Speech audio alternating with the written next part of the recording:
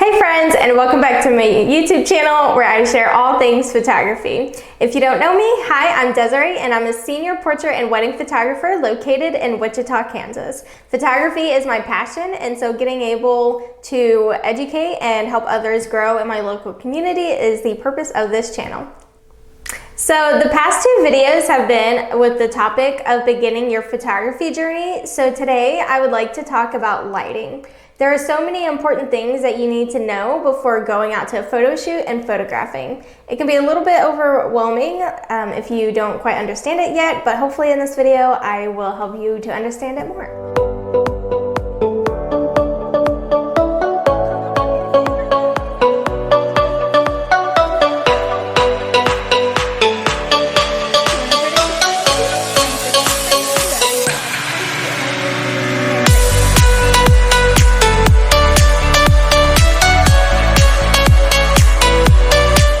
First things first is the time of day. Time of day is super important because you want the best lighting possible. Mornings and late evenings are the best times to go out because it's when the sun is at its lowest.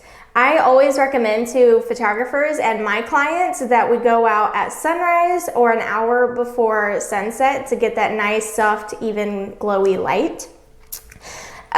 When the sun is at its highest in the sky, like anywhere between 11 to probably 5 o'clock, it doesn't really create the nice even lighting, and it can even cast like weird shadows. Like it can shadow your client's eyes because if the sun is coming down, it's shadowing this area, so it makes them have darker eyes. It can cast a shadow on the other side of their nose. It's not pretty, and you don't want that. So definitely take into consideration the time of day that you're going out to photograph. So number two is going to be camera settings. Camera settings are super important whenever you go out to photograph because you need to make sure that you have the right settings to make your picture look good. I always recommend the best way to start shooting in manual mode is to have a base setting for your camera. So when I go out and I use this still, the base setting that I have is my ISO is definitely always at 100 to start off with. And then your aperture is actually by photographer's discretion. And it really depends on what you are photographing. If you're photographing a senior portrait, you want a wider aperture so you get the blurriness in the background.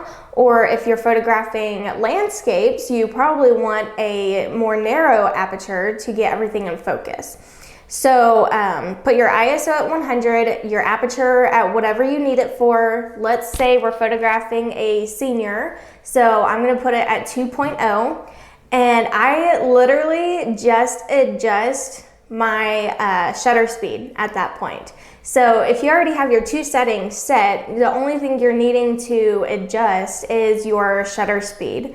That's the easiest way that I learned manual mode, and it's a great way for you to get out and start taking great pictures immediately.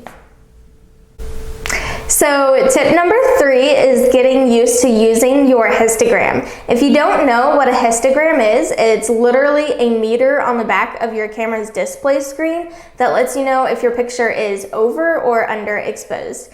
If the spikes are all the way to or further to the left, it just means that your picture is a little underexposed. And then if they're further to the right, it's going to mean that your picture is overexposed. And if they're somewhere right in the middle, you're good to go. It means your picture is evenly exposed and it will probably look awesome.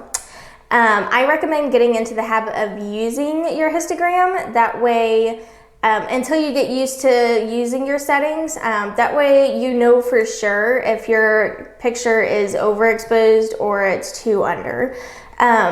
Get used to have a habit of going out and looking at your settings and your histogram before you even start. So number four is going to be your subject placement. Placing your subject in the right direction is really going to make or break your picture. Typically, the sun should be at the back of your subject's head, and that's going to create this soft, glowy light that you want around them, almost like they're, it's like a halo, so like they're like little angels. If you have it in the front of your subject, it can, one, blow out your subject and your picture. Two, it can create weird lighting and shadows on their faces. You just don't want that. When it's an overcast day though, you do want the sun facing the front of your client, because it's going to help make them pop and separate them from your background, and it's just going to help add a little bit more light to your picture. Number 5 is going to be spotty lighting. If you don't know what this is, it's just when you have one area of your picture like sunny, it's like super sunny and bright, and then in the same picture, the other half is like in a shadowed area. This really creates a distraction from your subject, and it's not pretty. Think of standing under a tree during a sunny day and looking on the ground and seeing the shadows from the leaves everywhere. It's really spotty. Like it looks like Dalmatian spots, basically. There's no other way to explain it any better. Having even lighting in your picture can really elevate the quality that you're producing, whereas having different lighting and spotty lighting in your picture can create a distraction from your subject, and you do not want that. Thank you so much for tuning in today. I hope this was really helpful, and I hope that the next time you go out, you take all these things into consideration and your pictures are going to look fabulous. If you love this kind of content, be sure to like, comment, and subscribe, and hit the notification bell so you never miss a future video. See you next time.